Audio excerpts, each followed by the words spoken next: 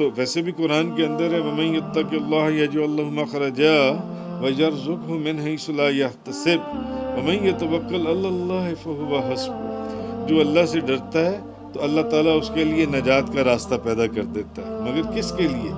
جو واقعی اللہ سے ڈرتا ہے۔ تو اللہ سے ڈرنے کا مطلب کیا ہے؟ کیا صرف ویسے ہی بیٹھ کر روتے رہنا اور اللہ سے معافیاں مانگتے رہنا اور نیک عمل کوئی نہ کرنا اور گناہوں سے بچنے کی کوشش کوئی نہ کرنا اور جس چیز کا حکم دیا اس پر عمل نہ کرنا اور جس چیز سے منع کیا گیا اس سے رکنا نہ؟ کیا یہ اللہ سے ڈرنا ہے کہ صرف بس بیٹھ کر رونا اور اللہ سے معافیاں مانگنا؟